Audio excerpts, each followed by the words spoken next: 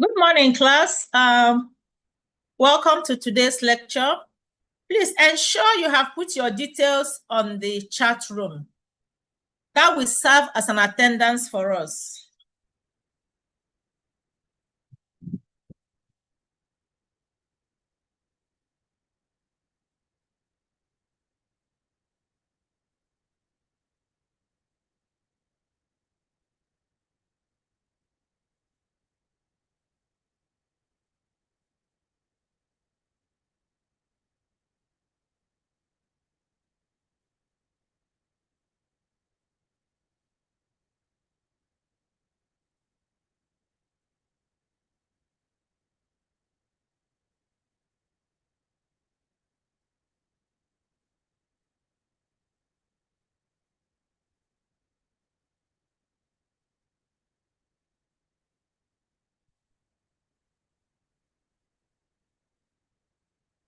Please let me know if you can hear me. Put it on the chat room. If you can hear me, just give me a thumbs up.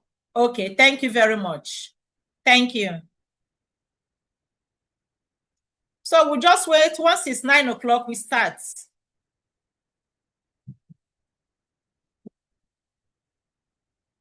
Please encourage others to join via YouTube. I've already posted the link. You can also help to post the link. It's on the chat and it's also on the Telegram. So encourage those that can join to join, because I think we're almost 300. So I don't think anybody else can join now.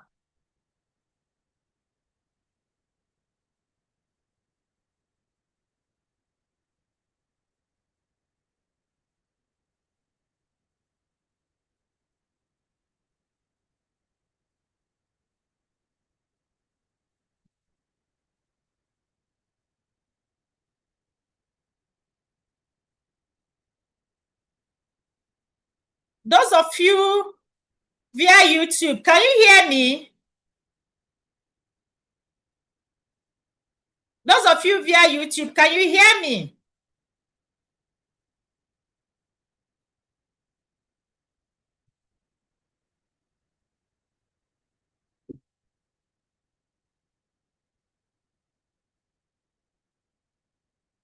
Please let me know if you can hear me, those of you via YouTube. Okay, thank you very much. Thank you, thank you. Thank you.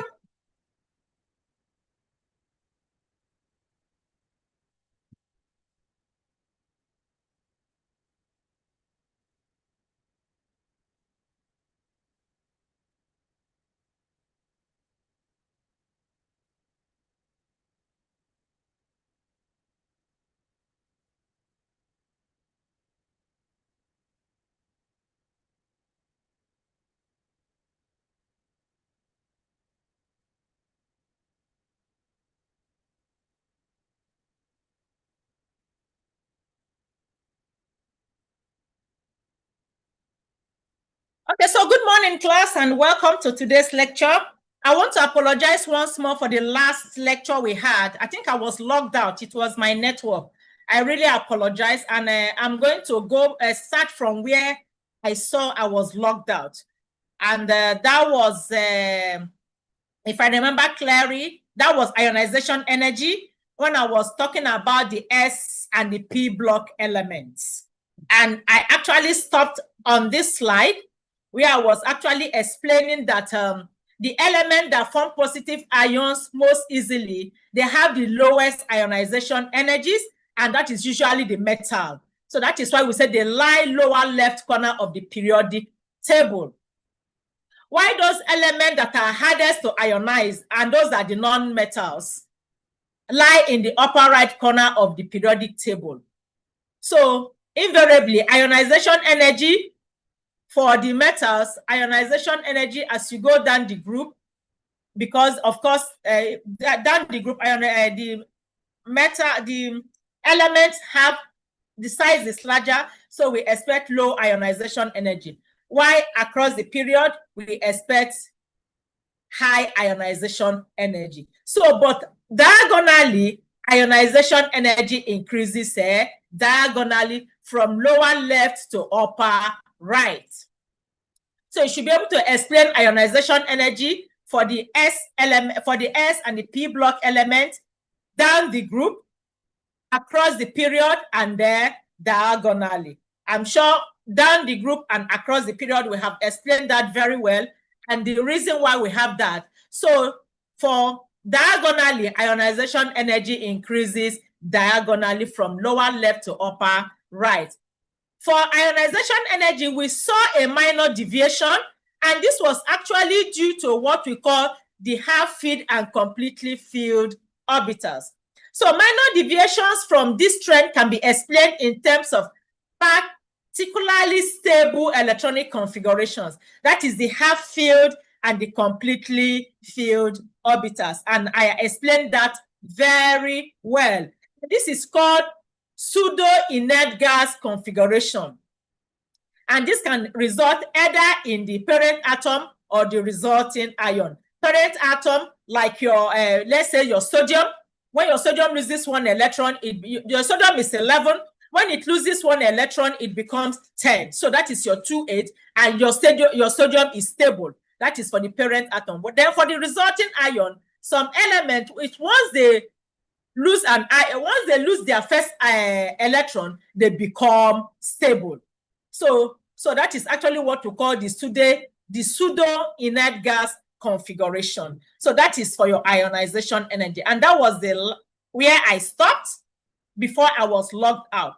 So the next periodic property we are going to look at is electronegativity. So we've looked at atomic radii. I just concluded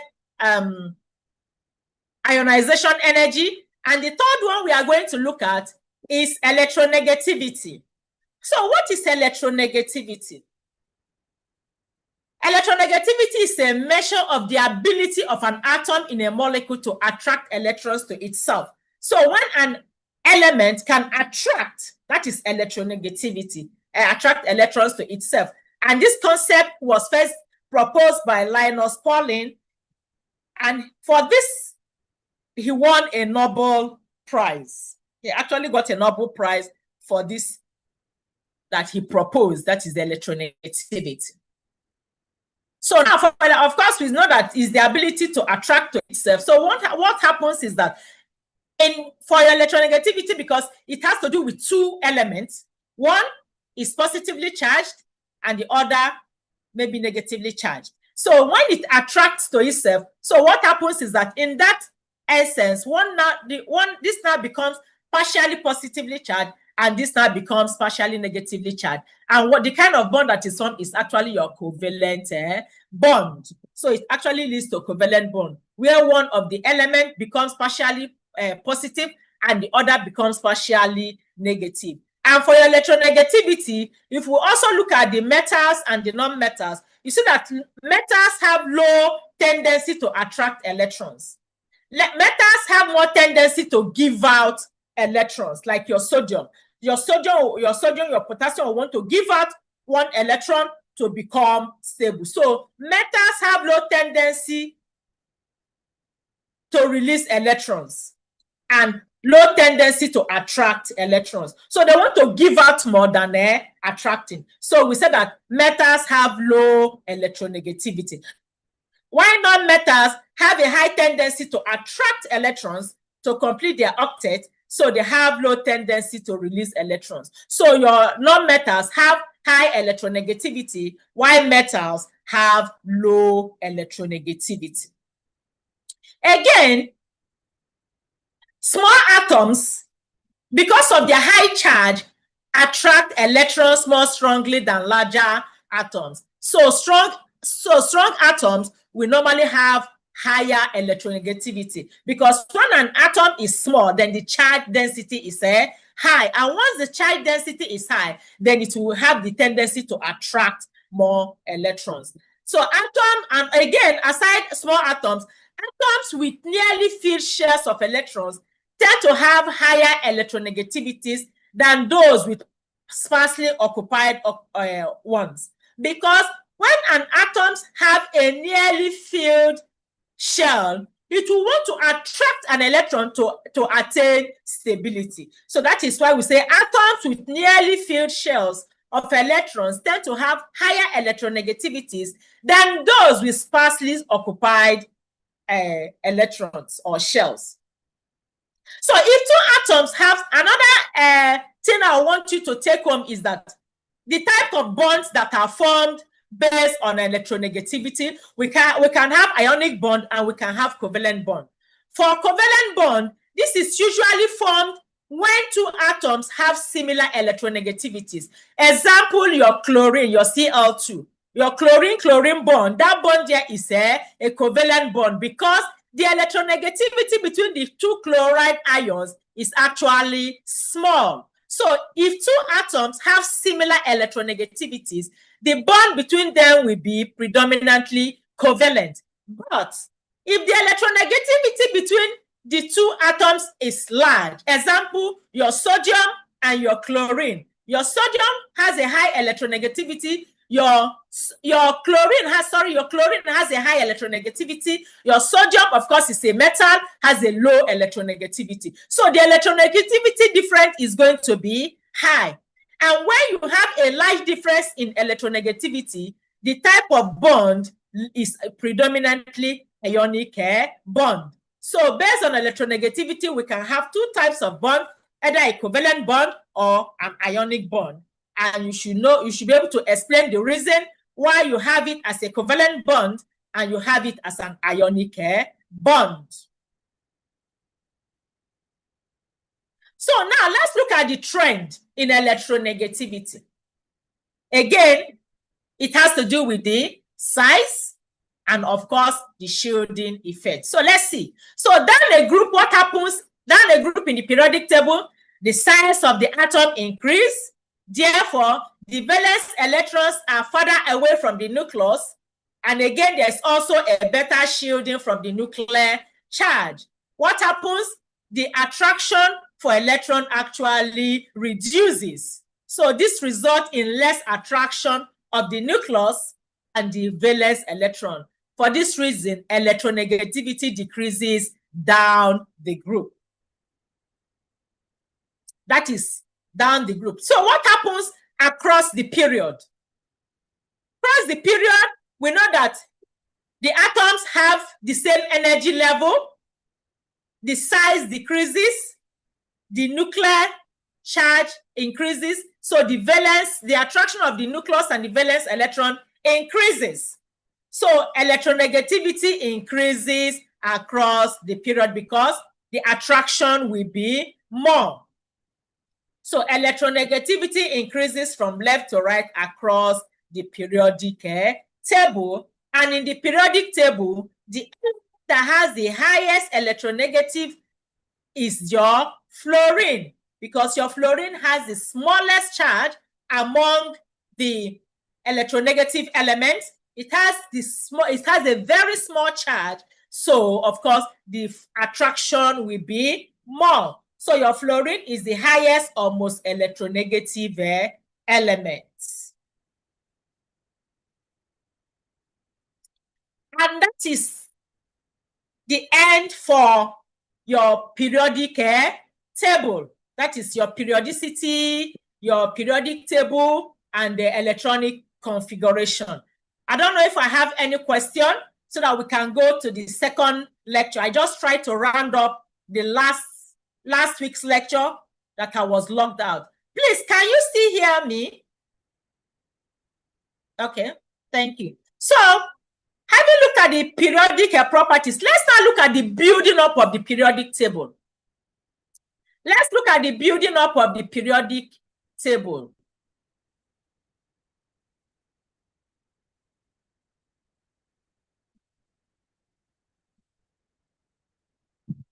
Okay, you can still hear me. Thank you very much.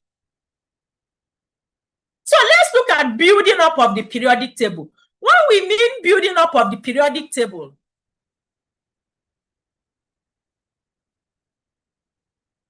When we say building up of the periodic table, we are looking at how the periodic table took effect as far back as 18th century up to the modern periodic table. Before the modern periodic table, we had the Dobryna's triads, the Mendeleev's table. These were the old periodic tables. So we are actually looking at the history of the periodic table before what we have now as the modern periodic table. First of all, it started with the Dobryna's triads, where there was an early attempt to sort elements into groups based on their physical properties. This is actually similar to what we have now as the modern periodic table. In Dobryna's triad, we now have the Mendeleev's periodic table. This started as far back, this was around 18th century, 1869. For the Mendel's periodic table, he organized the elements by atomic weight. You see, I told you that the Dobryna tried to sort elements into groups based on their physical properties. The Mendeleev's periodic table organized elements by atomic weight, predicted the properties even of undiscovered elements. So he actually laid down the foundation for the modern periodic table because he organized the elements according to the atomic weight and also was able to predict elements that were not even discovered. So your Mendeleev's periodic table actually laid the foundation for the modern periodic table. For our modern periodic table, what does it entail?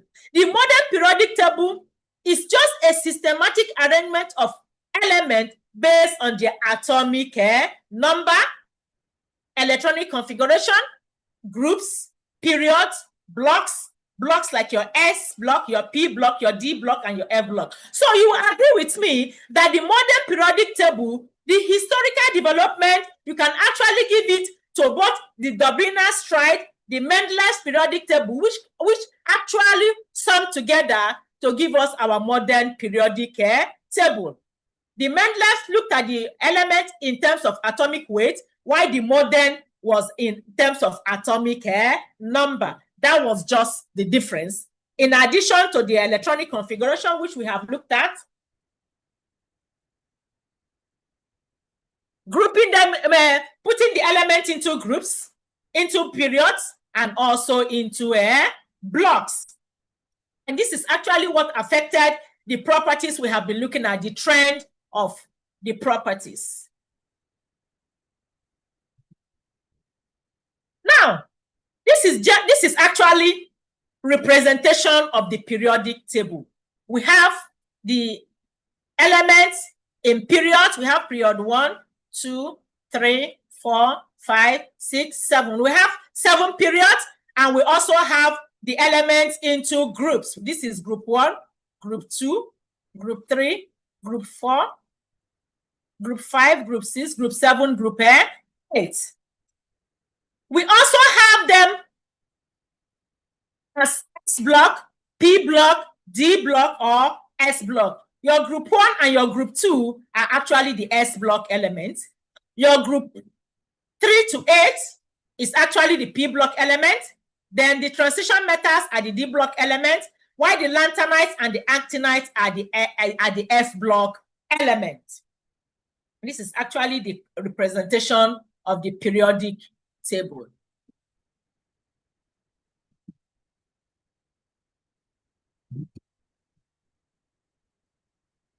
So now, looking at the periodic table, we see that the elements are arranged in order of their atomic number. We have your hydrogen as 1, helium 2, lithium 3, beryllium 4, boron 5, carbon 6, 7, 8, 9, 10, 11, 12. So elements are arranged in order of their atomic number.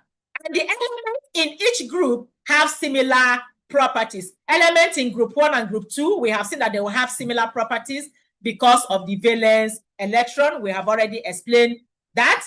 Elements show changing trends across a period. So across a period, we see that we have different trends.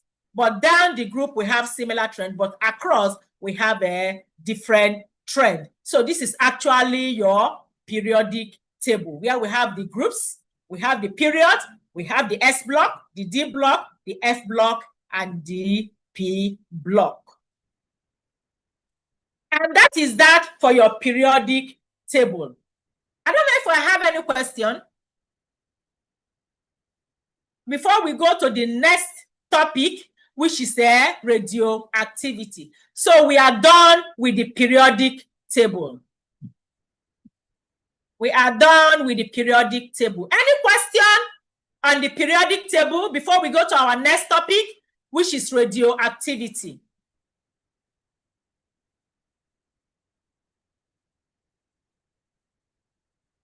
Salawu, you can't hear. I think it's from your network. Please, can you hear me? Can others hear me? Put it on the chat. If you can hear me, put it on the chat. Yes, they can hear me. So, Salawu, please. I think it's your network. They can hear me. So, please check your network.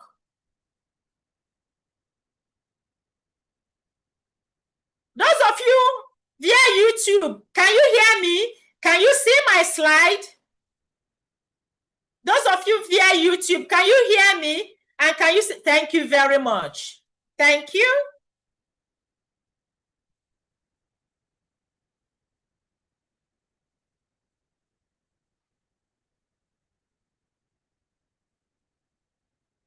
Thank you.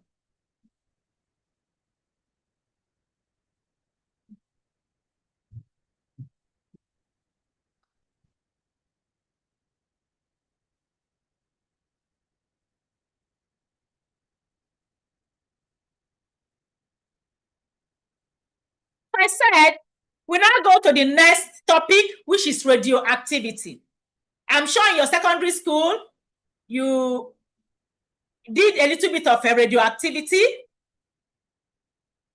but all the same, we are going to look at radioactivity, which is our next lecture, which is our next topic. So what is radioactivity?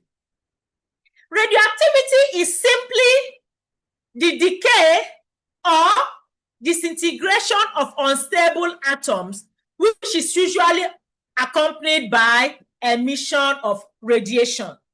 It's usually accompanied by emission. So we have elements that are radioactive. Example, among your group 1, we have your francium. Your francium is radioactive.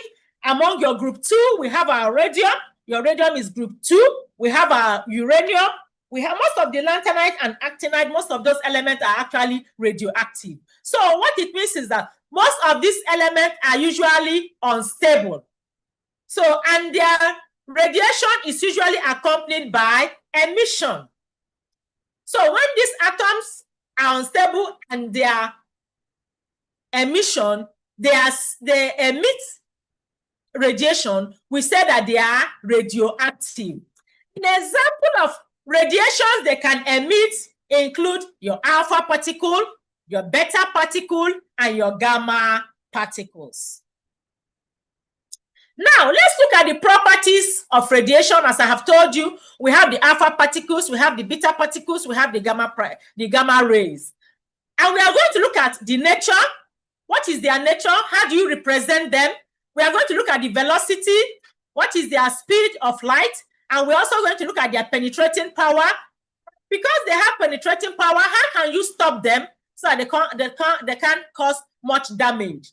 So for the nature, the alpha rays is usually what we call the helium nuclear. That is your helium nuclear particle, where the atomic mass is 4 and the atomic number is 2. For the beta rays, is actually the nature is that of the fast electron with a charge of -1 and 0 mass. While for the gamma rays, is actually your electromagnetic radiation. That is your electromagnetic radiation. Now, for the velocity, the alpha rays has 1/10 the velocity of light, while your beta and your gamma rays have the same velocity of light. And let me ask you a simple question. What is the velocity of light? Can you put it on the chart if you know the velocity of light? Because we are comparing these properties with the velocity of light. So I'm going to the chart. What is the velocity of light if you know that? Let me see it on the chart. The velocity of light, 3 times 10 raised to power 8. Thank you very much. So you can see that your beta rays and your gamma rays have the same velocity of light, which is 3 times 10 raised to power 8 meter per second. While your alpha rays has only 1/10 of the velocity of light. So based on the velocity of light, it also affects the penetrating power, where your alpha rays has a low penetrating power, your beta and your gamma rays has moderate to high. Also based on the penetrating power, we can see that your gamma rays can be stopped by just paper or 0.01 millimeter thick aluminum sheet. While for your gamma rays and your gamma rays and your beta rays can be stopped with for your beta rays can be stopped with 1 cm of aluminum, while the higher one can be stopped with several centimeter thickness of lead or concrete layer. So you can see that based on the nature and the velocity, it also affecting the penetrating power and how it can be stopped.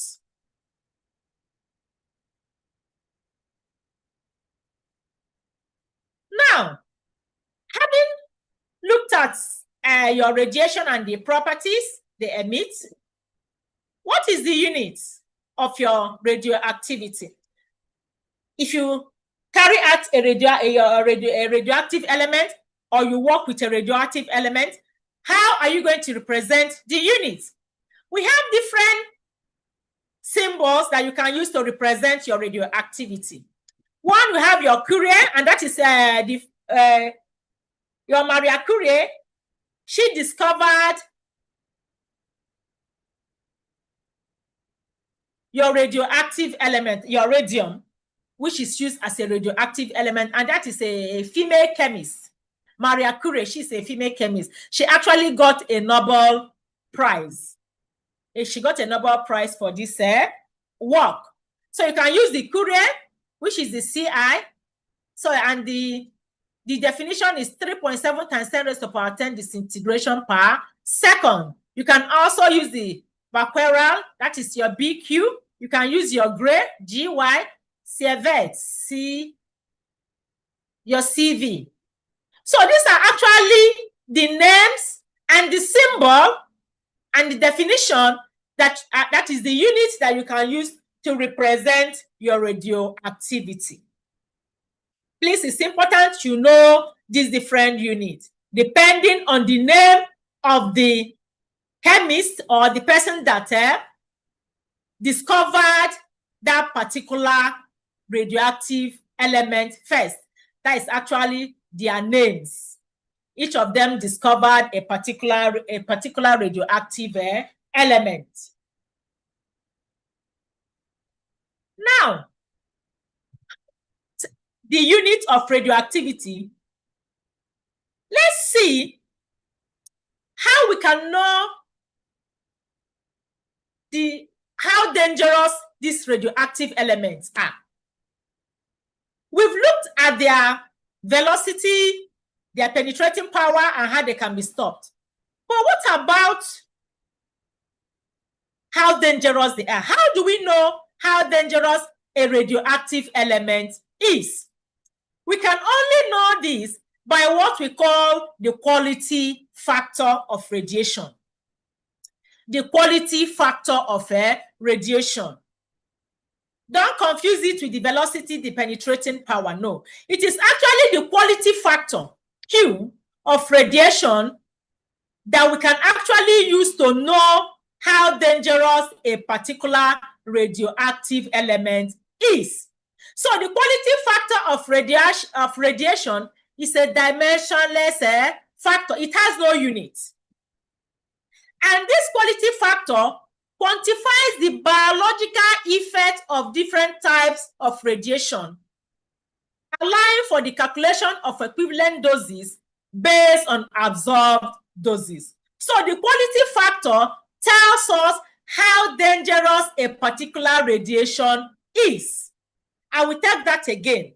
The quality factor tells how dangerous a particular radiation is. So the higher the value, the more dangerous the radiation. The higher the value, the more dangerous the radiation. So the quality factors of your alpha, your beta, and your gamma rays has been calculated. For your alpha is 20, for your beta is 1, and for your gamma ray is 1. So on the chart, I'm going to ask you a question. Which of the radiation properties, your alpha rays, your beta rays, and your gamma rays, which one do you think is more dangerous to man? Put it on the group chat. We said the higher the quality factor, the more dangerous. So I'm going to the chart. Which one is more dangerous? Your alpha rays. Thank you very much, because the quality factor of your alpha rays is 20, for your beta ray is 1, and for your gamma ray is 1. So as I said, for the properties of radiation, it's not actually the penetrating power, the velocity, or how it can be stopped that will tell us how dangerous it is. What will determine the how dangerous elements are is actually what? The quality factor. And we have seen that your alpha rays has the highest quality factor, so your alpha rays is more dangerous. Now, having looked at your radioactive elements, let's look at the reactions. What kind of reactions does your radioactive elements undergo? They undergo what we call nuclear reactions. So nuclear reactions involves nuclear changes in atoms. The kind of reactions they undergo is reactions that has to do with the change in their nuclear. So it involves changes in the number of protons or neutrons to form new or other atoms.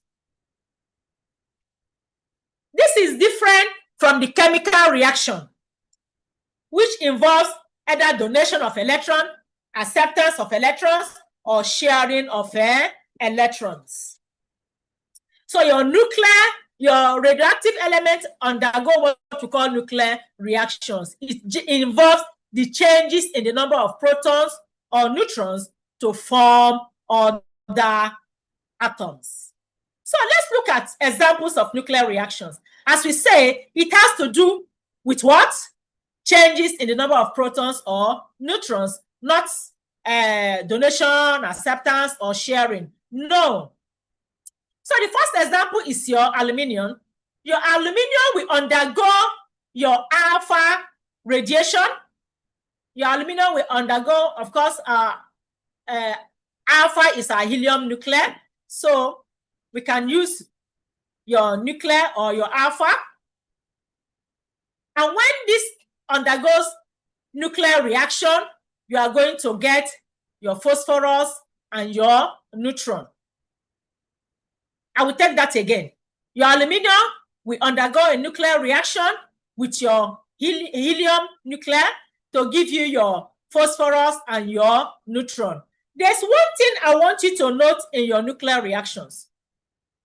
The sum of the mass number and the atomic number on both sides of the equation must be the same. So if we look at the first reaction here, we have the mass number 27 plus 4, that will give you 31, while 13 plus 2 will give you 15. So if you look at the product, we have 30 plus 1, that is 31, and we have 15. So the sum of the mass number and the atomic number on both sides of the equation must be the same. So in summary, we can actually write it in this way. Aluminium, 27, 13, we undergo alpha radiation to give us a neutron with your phosphorus. So this is just a summary of what we have here. So the atomic number and the mass number on both sides must equal. So for your nitrogen, of course, our nitrogen, the mass is 14 and the atomic number is 7. We also undergo your nuclear reaction with your helium nuclei to give you your oxygen, and your P here is your positron. This is your neutron, this is your positron. Your neutron has a mass of 1 and has an atomic number of 0. For your positron, mass and atomic number is 1, 1. So here, if we calculate the mass number, 14 plus 4 is 18. The mass number here, 17 plus 1 is 18. The atomic number, 7 plus 2 is 9. 8 plus 1 is 9. And this is the summary of, it can be represented. You can write it this way. It's also correct. It's actually telling us that it is actually an alpha radiation that undergoes nuclear reaction with your alpha particle to give you oxygen and positron. For your uranium mass of 238 plus 1, 239. So it's giving us uranium of 239, and your mass is also 92. Of course, this is your neutron, and it's giving out a gamma radiation. And that is all. So you can see that others follows the same trend. So this is example of your nuclear reactions. As we said again, it involves changes in the number of protons and neutrons. So the most important thing you have to take home is that the sum of the mass number and the atomic number on both sides of the equation must be the same. So you can be given your nitrogen plus your helium, and you might be given just this. So you might be given one unknown. So once you know that the number of the mass number and the atomic number has to balance out, you should be able to know what is actually taking place in the nuclear reactions. I don't know if I'm making sense. So what it means is that if you are given the equation, you might be given one unknown or two unknown. So all you need to know is that all you have to know is the sum of the mass number and the atomic number on both sides of the equation must be the same for that equation, for that nuclear reaction to be balanced.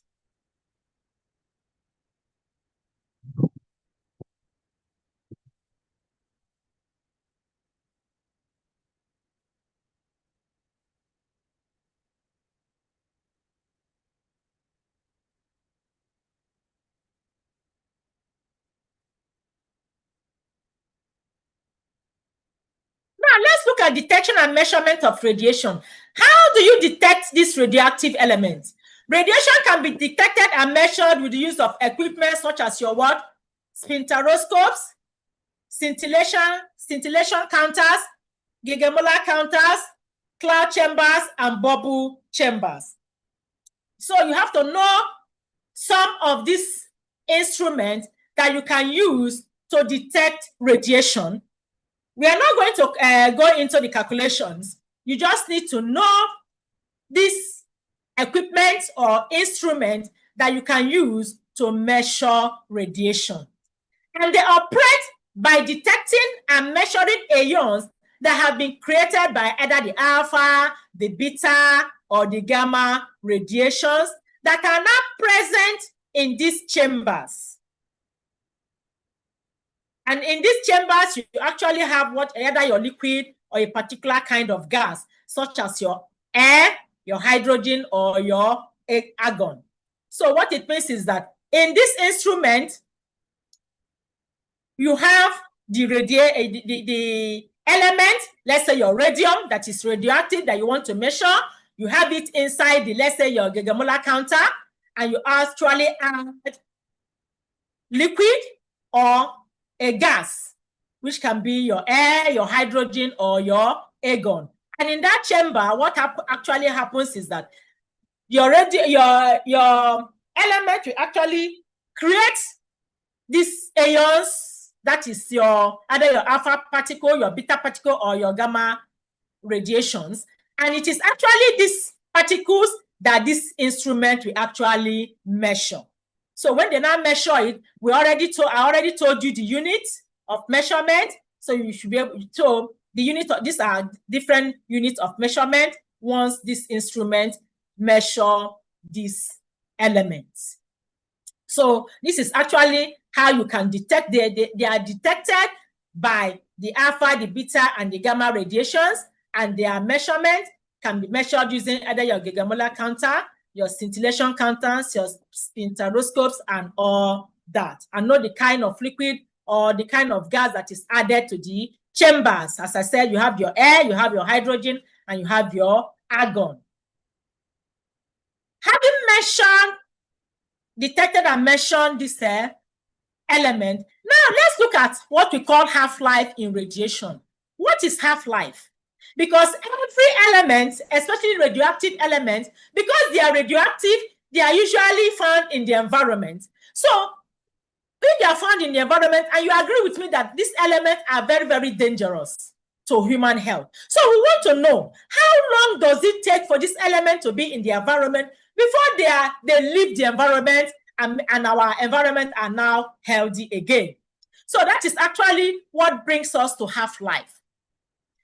Half-life of a radioactive isotope is the time it takes to lose half its radioactivity. So what it means is that for every element, there is a half-life. Element, your francium has the shortest half-life. The half-life of your francium is 21 seconds. So you agree with me that if you have your francium in the environment, since we started this lecture, your francium has disintegrated completely from the environment.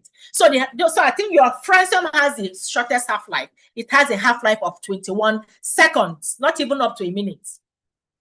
So half-life of a radioactive isotope is the time it takes to lose half its radioactivity. So the time half of that element will disintegrate from the environment. So each radioactive isotope has its own characteristic half-life. For example, I have some elements here, your sodium, your carbon-14, and your uranium-38 have half-life of 15 hours. Your sodium has a half-life of 15 hours. Of course, if you put your sodium in the atmosphere, in 15 hours before the end of the day, your sodium is no longer in the atmosphere. So you agree with me that your sodium 24. What we know is sodium 23. It's your sodium 24 that is radioactive. Your carbon 14, not your carbon 13. So for every element except the lanthanide and the actinide, most elements, you have a particular isotope that is radioactive. It is not all the element that is radioactive. Your sodium 23 is not radioactive. Your sodium 24 is radioactive. Your carbon 13 is not radioactive. Your carbon 14 is radioactive. Your uranium 38 is radioactive. It is actually your uranium 38 via radioactive that you can get your uranium 39. So if you go to your periodic table, you will not see uranium 39. What you will see is uranium 38. It is via radiation by your neutron that you will be able to get your uranium 39. So it's not in the atmosphere. So your carbon 14 will take 5.73 times 10 raised to the power 3 years, while your uranium 38 will take 4.47 times 10 raised to the power 9 years. So you can see that it takes a lot of years for most of these radioactive elements to leave the atmosphere. So the value of half-life is independent of the amount of isotope. Regardless of if we have 1 gram or 1,000 grams of sodium, the half-life is the same. So it's irrespective of the what? Of the gram. So the value of half-life is independent of the amount of isotope. That is, it doesn't depend on the gram. whether it's 1 gram, whether it's half gram, whether it's 1,000 gram, the half-life is the same.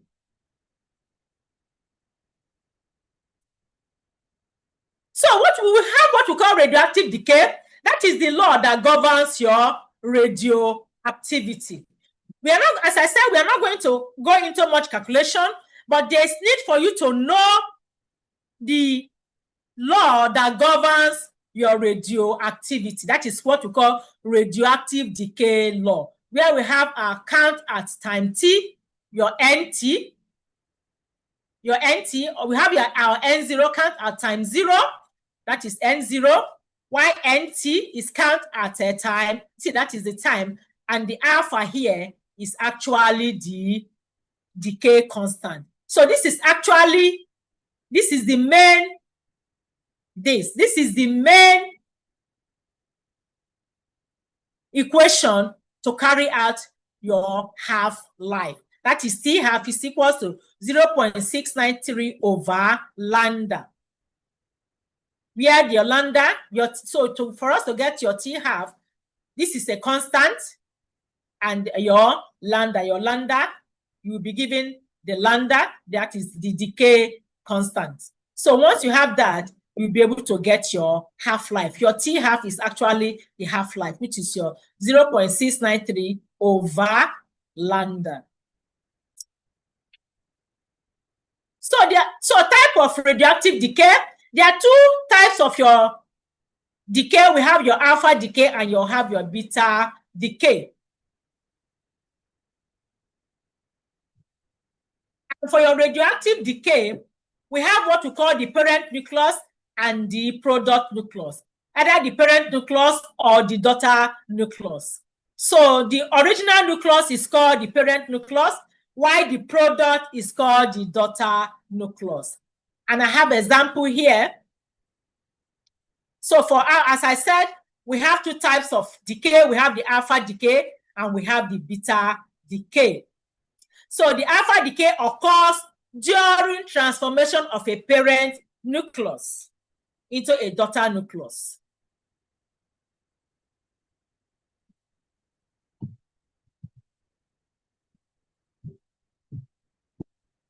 So the original is the parent nucleus, while the product is the daughter nucleus. So here we have a random 226 as the atomic weight, while the atomic number is 88. And via alpha decay, we are going to get your daughter nucleus. So because it's an alpha decay, it's going to increase by 2 in the atomic number, and is going to increase by 4 via the molecular weight. So we are starting with 226, and here we are ending with 222 and 86 via the daughter nuclei. Likewise for your uranium. So in alpha decay, the atomic mass and atomic number of the parent nucleus are reduced by 4 and 2 respectively in the daughter nucleus. So invariably, it's just like what I told you during your nuclear reactions. What you have on the right-hand side must equal what you have on the left hand. For the beta decay, this occurs during the transformation of a parent nucleus into a daughter nucleus by the emission of a beta particle. So this is actually different from the alpha decay. Both of them are actually similar, but what happens is that for this, it's actually you are using your alpha, you are getting your alpha nuclei, while for the beta decay, you are getting your beta nuclei. So for beta decay, this occurs during this transformation of a parent nucleus into a daughter nucleus by the emission of a beta particle. While for your alpha decay is what you have is your alpha particle. So it's actually similar to your nuclear reaction, because what you also have in the beta decay, what you have in the parent is equal to what you are going to have in the daughter nucleus.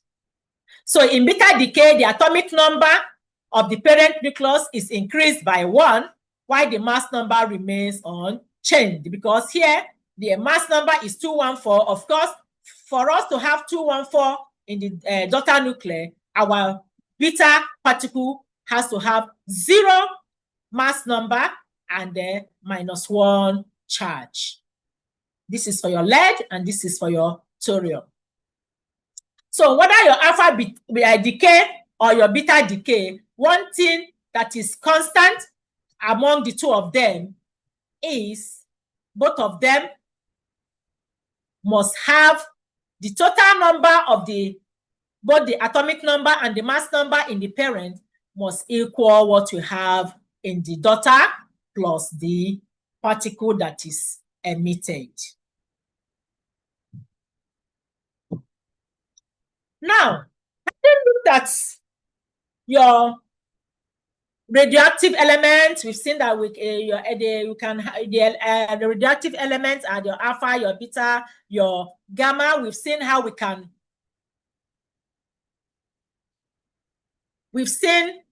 can determine how dangerous they are using the quality factor, and we've looked at a nuclear reaction that is different from the normal chemical reaction, because here we have to balance the sum of the mass and the atomic number on both sides must balance out based on the nuclear particles. We also looked at how we can detect and measure the radiations using some instruments. And again, we now looked at what we mean by half-life, and that half-life is independent of the amount of isotope, and also how we can calculate our half-life using your T-half. We also looked at a type of radioactive decay where we have the alpha decay and the beta decay, and that the original is the parent while the product is the daughter. And we've also seen what we mean by alpha decay, and we also see what we mean by beta decay. Now let's look at applications of your radioactivity. For us to study radioactivity, how we can measure them and all that, that means they are, despite them having something effect that can be dangerous to man, they are also good applications of your radioactivity. So we can apply our radioactivity in detection of metal fatigue. Detection of metal fatigue. That is for aeroplane. For you to be able to know if the aeroplane, if the metals that are used in making your aeroplane, how strong they are, how fragile they are, if they are worn out, if they can still use those aircrafts to fly, we can actually detect this by using radioactive element. That is why we say they are useful in aircraft, because your aircraft are usually made of metals, although they are light metals that are light, like your aluminum. Metals that are actually light are used in making your aircraft. There's also need for us to know if these metals are fatigued, if they are wearing out. So you can actually use your radioactivity, your radioactive element to detect if the metal is already fatigued. We can also use them in food preservation, that is as X-ray. You know, most of your elements are radioactive. So most of the food companies, so that to prevent food spoilage, they can actually pass most, especially foods, canned food that are imported, you know that they take a long time before they get to different countries. So to preserve them, most of them, they pass them through radiations, so that those radiations will kill if there are any microorganisms in those canned food, so that it can preserve the food inside.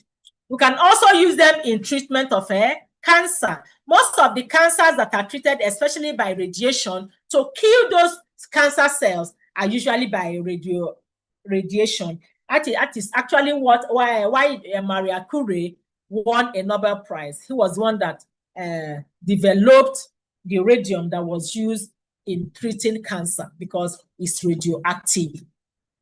You can also use it for radiocarbon dating, to know how old a particular, like a bone, especially, or a rock. People in geology, some rocks are like 1 million years.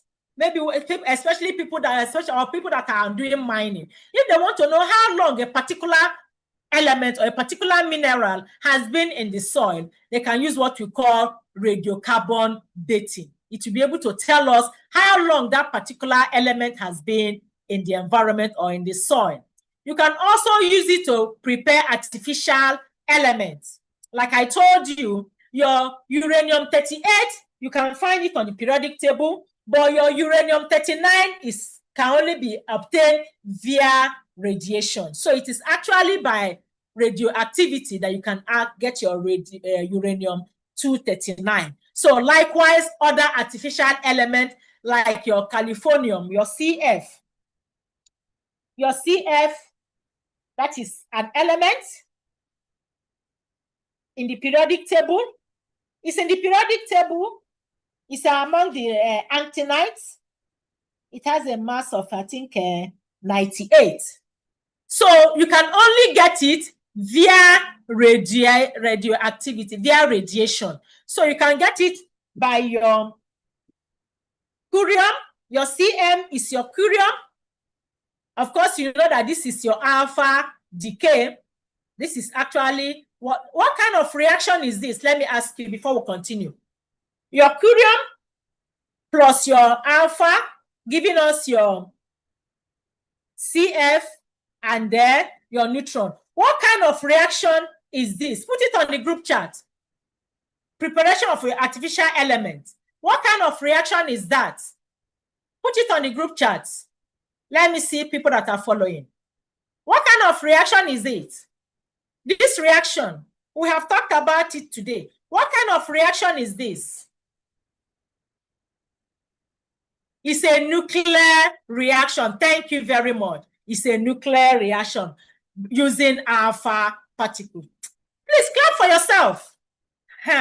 So this is a nuclear reaction. So you have your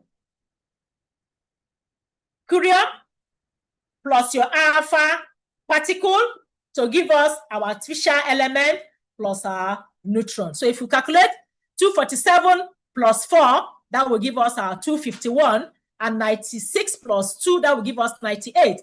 And via neutron, you have 250 plus 1, 251 plus 98. So this is a good example of your nuclear reaction. So you can see that via nuclear reaction, we can actually prepare a lot of artificial elements. So this is the end of our second lecture. By Friday, we'll start our third lecture. Any question? Any question?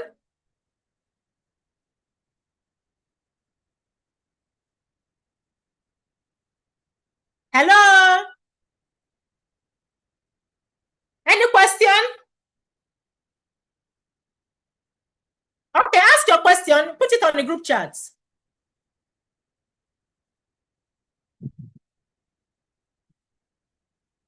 Well, you can call it alpha capture, okay? Or alpha reaction with an alpha. Can I call it alpha capture? Well, alpha capture, what is it capturing? It's a nuclear reaction involving your alpha particle.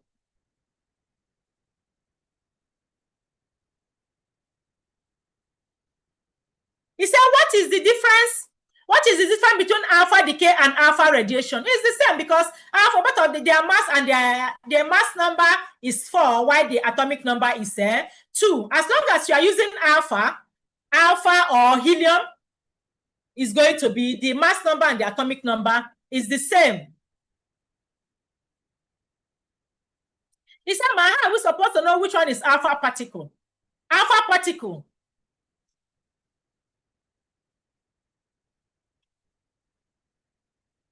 What do you mean by how do we know which one is alpha? This is alpha. Helium, this is your alpha particle.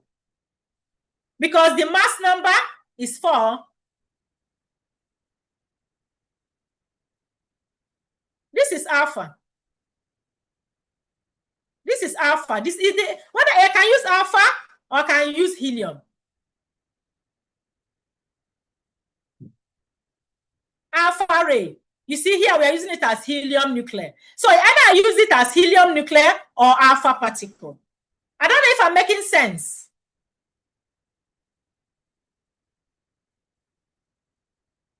Am I making sense?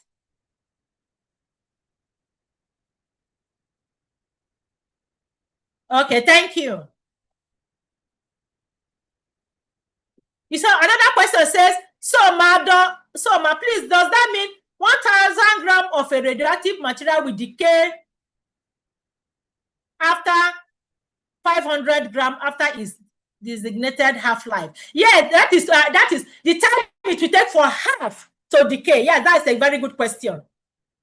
It's not the time it will take for everything, you know.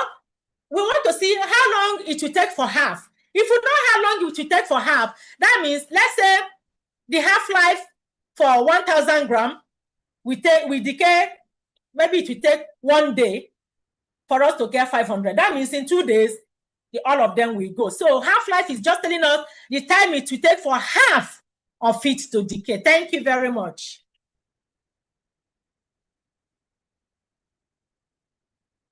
Any other question?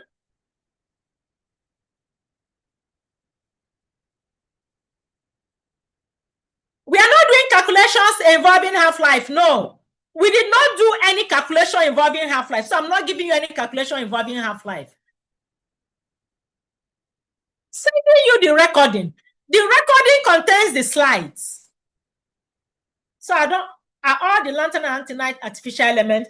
No, all the actinide and lanthanide are not artificial. As I told you on the periodic table, you have your uranium 238. They are not artificial. The artificial ones, we have, if you look at the artificial ones, most of them, if you look at your periodic table, most of them are written in white, like your curium, your neptune, your uranium. Uranium is 238, if I'm correct. Your uranium is in the periodic, is there now. 238. It's not it's radioactive, but it's not artificial. We have some that are artificial. That is I'm not giving you everything. Go and find out which of the elements on the periodic table are artificial. They are in the periodic table, but you can only get them via artificial method. Ma, please, what isotope of carbon is used for dating? Carbon 14 is used for dating. I told you, it's there now.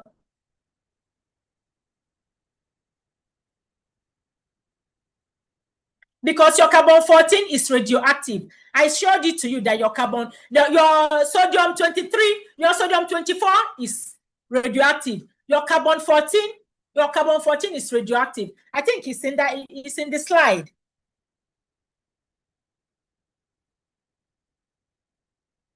So I will see you on Friday, God's willing.